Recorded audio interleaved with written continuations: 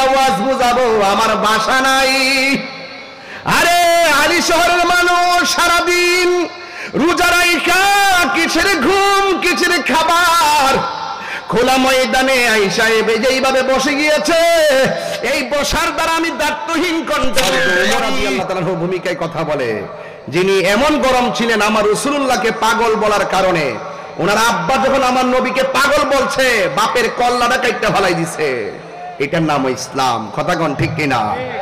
তুমি মিসওয়াক করা ফজিলত তো জানো, খাবার শেষে মিষ্টি মুখের হাদিস এটাও মানো, শুধু হক কথাটা উচ্চ সুরে বলতে পারো না, অন্যায় দেখে বারদ হয়ে জ্বলতে পারো না, ঠিক কিনা? শুধু হক কথাটা উচ্চ সুরে বলতে পারো না, অন্যায় দেখে বারদ হয়ে জ্বলতে পারো না।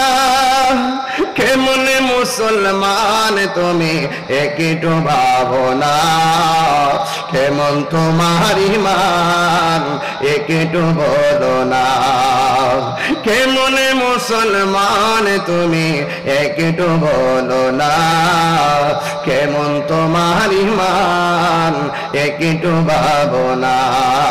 জোরে জোরে কি আল্লাহু আকবার বলা যাবে না? হায়রে ও আমার চট্টগ্রামের হালি শহরের বন্ধু,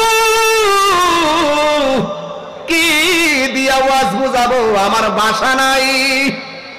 আরে হালি শহরের মানুষ সারাদিন রোজা রাইখা কিসের ঘুম কিসের খাবার, খোলা ময়দানে আয়েশা যেইভাবে বসে গিয়েছে, এই বসার দ্বারা আমি দায়িত্বহীন কণ্ঠে বলতে পারি, ১৫০০ বছর আগে ওই সাহাবায়ে কেরাম নবীর পিছনে নামাজ পড়ছে, আমার নবীর সঙ্গে জিহাদের ময়দানে গিয়েছে। আর ১৫০০ বছর আগে সাহাবায়ে কেরাম নবীকে দেইকা দেইকা ভালোবাসা রক্ত দিয়েছে। আর ১৫০০ বছর পরে আমরা কেউ রাসূলুল্লাহকে দেখি নাই।